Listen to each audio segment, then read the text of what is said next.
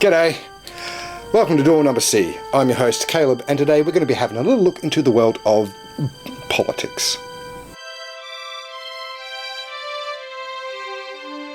It goes like something like this. The easily triggered, intolerant, virtue-signalling call-out culture bluehead feminists are out of control. The libtard, cuck, masculinist, snowflake, hack, beta, moonbat, SJW, NCP, butthurt liberal have ruined sports and movies and freedom of speech, discourse and debate. And they want us all to be socialist, Marxist, communists with safe spaces, forced equality of outcome, and 40 different recognised and respected genders. So fucking help you God. I'm not denying that there's issues with the left, but like everything else in the world, it's more complicated than what rises to the surface, and it's not until you do some digging can you actually get closer to any level of accuracy, and you find that there's plenty of blame to be spread around. So I thought I'd approach this subject from this angle first. Willpower. The ability to subdue one's impulses, emotions, and behaviors to achieve long-term goals. See, the richness of nerve connections in the prefrontal cortex enables people to plan, evaluate alternative actions, and ideally avoid doing things that they'll later regret, rather than immediately respond to every impulse as it arises. The ability to exert self-control is often referred to as willpower, and it allows people to direct their attention despite the presence of competing stimuli, and so does the self-control not to respond to every impulse as it arises. The fatigue of information, politics, fighting for civil rights. We're seeing a rise in white supremacy and hate groups. The influence that political pundits have spreading misinformation. The fear that we have no security. That our uni degrees will mean nothing. That we're on track to make less money than our parents. The promise and evidence of climate change. The Arctic ice sheet is gone. 9 of the 10 hottest years on record were in the last decade. Cyclones are bigger and more frequent. Droughts are longer and drier than ever. Winters are colder. We are already losing tropical islands due to a rise in sea level. Anti-vaxxers have lowered the herd immunity and thousands of children are dying from preventable diseases. Drug-resistant nasties are killing us from previously curable infections and conditions. Big Pharma is keeping us medicated, addicted, and only treating the symptoms, while billionaires are marking up medicine to unaffordable rates. We are officially living in a mass extinction event. Dictators and authoritarian leaders are making a comeback while the bees are disappearing. There's places in Japan that hire people to cross-pollinate entire groves by hand just to ensure a harvest. Recent wars have the highest number of displaced and war-affected people in history. Borders are closing and wars are coming up. And evidence from the global financial crisis is that no one is safe. If this isn't fatiguing, then fuck, I don't know what is. Except there's plenty of recent studies that found that this theory of ego depletion just is not true. The original experiment could not be replicated, and researchers that promoted this theory were guilty of publication bias. And though while studies continue towards the core of this issue, it looks as if ego depletion is essentially caused by self-defeating thoughts. For example, willpower is finite. Either way, whatever the science says, fatigue has set in with all the ugliness associated. And if that's not enough, let's add triggering to the mix. What'd you think of that? I liked it. Oh, you like that? No, I just wanted to see what you do if I said I did. Triggering the libs seems to be a very common pastime. And along with this, we have the Anti-Defamation League reporting an 182% rise in hate propaganda, such as leafletting at colleges. So after the civil rights movement, Koch family-funded authors like Alan Bloom began to speak out against what they saw as left-wing intellectual college professors seeking to change sacred academic traditions in order to brainwash the next generation into a life of horrid liberalism. It's a narrative that continues today. There's plenty of coverage on conservative speakers being silenced by protests and how free speech is being threatened by the left. So out of the 4,500 universities and colleges in the USA, there's only been roughly about 60 cases in the last 2 years where liberal student protesters have imposed on free speech. The Young America's Foundation targets speakers with the intention to troll the left, and this is demonstrated by the fact that many of the cases of disruption reported were from events hosted by the same 4 conservative alt-right provocateurs. Not exactly a crisis of liberalism that warrants government intervention. But with all this apparent liberal indoctrination and leftist agenda in universities, the numbers speak differently.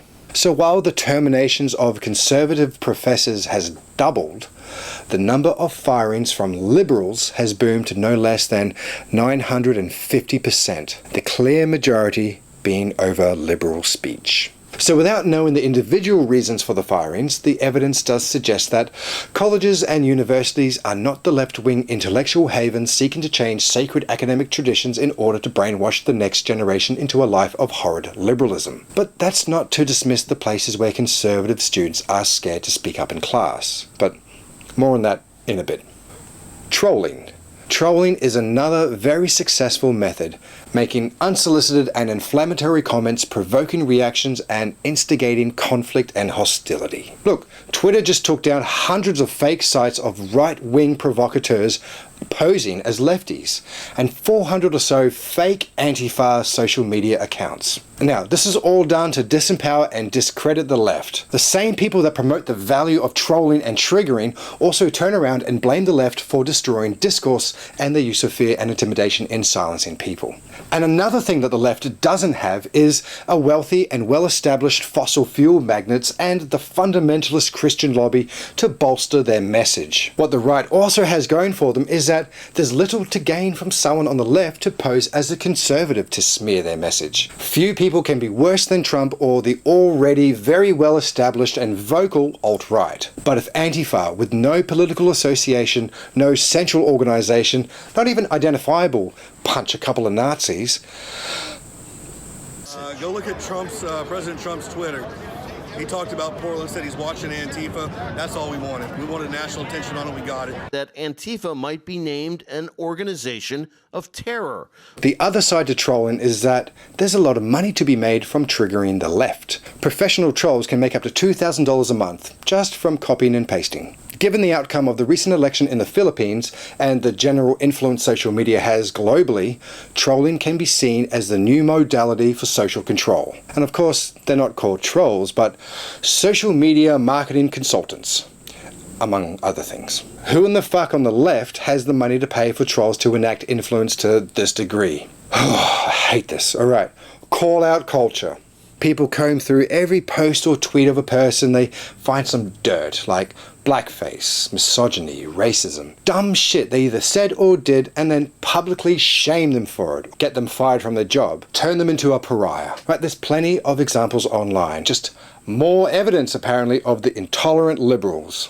Look, I mention this because sites like College Fix, Campus Reform, and Professor Watchlist, the people running these sites, go through everything these liberal teachers have ever said or tweeted, and then they post their name, their picture, and even where they work. This is so students, parents, and the alumni deserve to know the specific incidents and names of professors that advance a radical agenda in lecture halls. So obviously I thought I would have a look at their transgressions. This is honest to God, some of the evidence deemed radical by Professor Watchlist. The lack of women found in economic textbooks is the reason so few women pursue economics as a major. Or lecturer who tweeted, "Odd how you forget about the millions who died under #capitalism, the 2 world wars, centuries of slavery, and the genocide of Native Americans. I bet they didn't think that was cool either." How about who argued that computer software helps perpetuate systems of privilege and oppression against minority children? Look, these were just a few I found on the first page, at random as well. I'm not cherry picking this data. I'm sure that we're going to find ones that are going to be worse than those, but I had to stop because if this is the shit that these sites are saying is extremist, left agenda stuff, then fuck. I don't want to live on this planet anymore. Right, so while I do not deny that there's issues with the call-out culture creating a sense of fear in some of the more progressive schools, the exact same is true for students at Christian colleges that identify as LGBT or non-Christian, or even as a Democrat, right? Places that would never book a controversial liberal speaker have never had to deal with this First Amendment crisis, thus never painted as failing it. Last topic. Protest. Campaigns designed to bring about change take months of planning, years of face-to-face contact, building a foundation for belief in change. And the protests are filled with people that protest it every day. Maybe not in a big public demonstrations, but in what they do, how they communicate, and how they live. Online, click-ready petitions can get big numbers, but are less likely to sway a government by the same number of in-the-flesh constituents making demands. In 2009, the University of Copenhagen ran an experiment where they created a Facebook group in support of saving one of the historical fountains. And pretty soon they had 27,000 people all in support of saving this historical landmark. The only thing is though, the whole thing was fabricated and 27,000 people failed to do a simple fact check. So this got me thinking, how many other groups have been created to stir up people's political fire with nothing but hot air? In 2018, Facebook removed over 500 million fake accounts and millions of violent and obscene posts. Twitter released 10 million Russian bot tweets from one troll farm. Right, this shit's nonsense, right? Like, I'm not even on any social media platform, and even then I still can't fucking avoid this shit. There's a lot of unconscious bias connected to the already established culture that you were born into, and confirmation bias to strengthen anything that you already believe.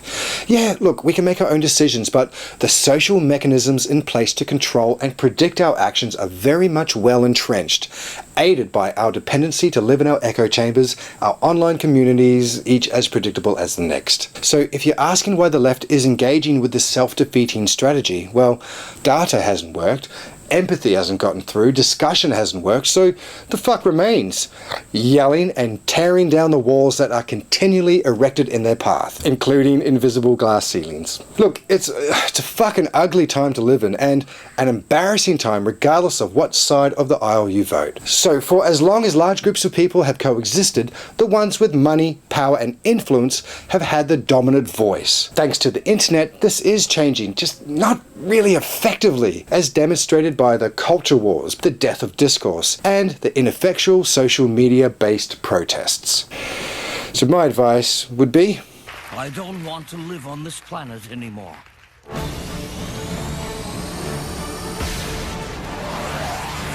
Alright, I'm fucking done. I'm over this shit. Let's just try and get on with our lives, eh? Alright, my name's Caleb, this has been Door Number C. Thanks for listening, and join me next time when we look into the world of something. I don't know. Okay. Bye.